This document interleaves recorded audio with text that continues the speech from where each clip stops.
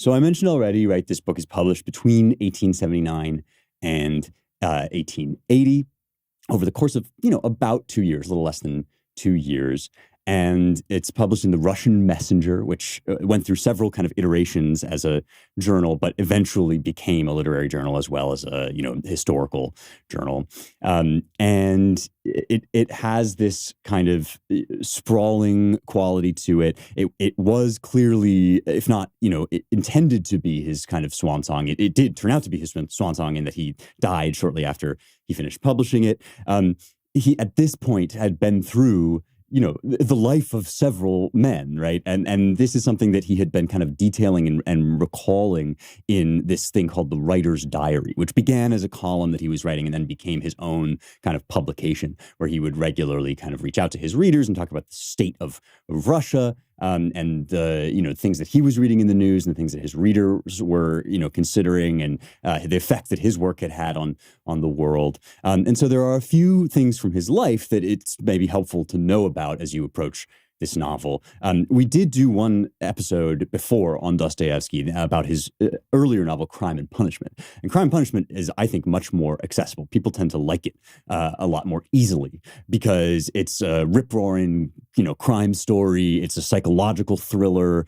Dostoevsky was interested throughout his life in not just the effects of poverty on the psyche, but on, questions of free will and determinism, and a lot of the issues, and we're going to get into this as we go, a lot of the issues that animated Friedrich Nietzsche a little bit later. Nietzsche was younger, but did encounter Dostoevsky. A lot of these, big questions that are still really very modern questions, right? And he dramatizes them in this incredible thriller, the Crime and Punishment, and so that novel can be, I think, a little bit easier to approach. If you want to go back and listen to the episode we did on that, it might help as well. But let's just kind of go over a few of these major life events, which we talked about there too.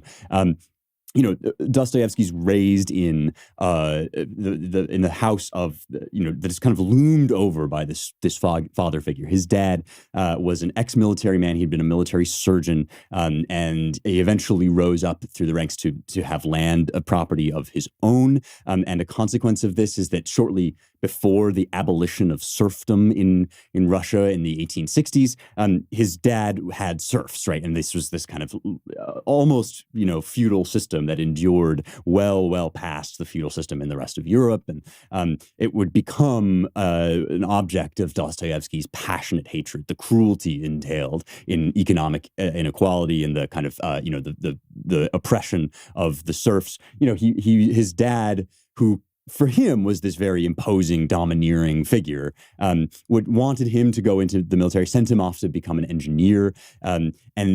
As part of his kind of journey to St. Petersburg to go do that, which was very short-lived, he witnessed, at one point on the street, this kind of central experience. He saw a courier beating a carriage driver, and the carriage driver beating the horse, as if the whole thing were kind of one big machine. And this idea of the way that we transfer our sin onto one another, which he wouldn't have quite put it that way because he hadn't had what would be this kind of central religious episode in his life yet.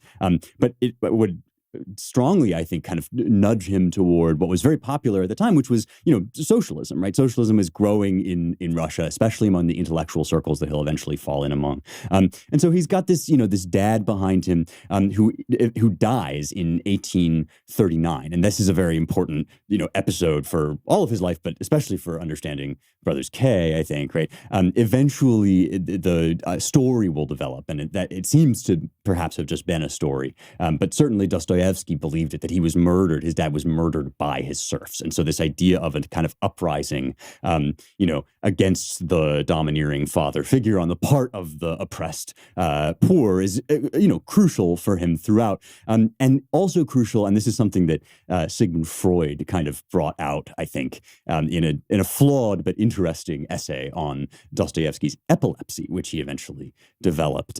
Freud says, it's very, very dangerous when life confirms or satisfies a repressed desire. And the idea here is, and we get this in Brothers Karamazov as well, that there's a certain level at which, Dostoevsky may have been longing for his father to get off of his back, right? He himself and along with his brother Mikhail, they were both kind of these more sensitive, artistic types. He hated this idea that he would have to go be a military engineer. And when his father died, right, this was kind of a central psychological episode for him in all sorts of ways. So that's one thing to kind of keep in mind as we go in.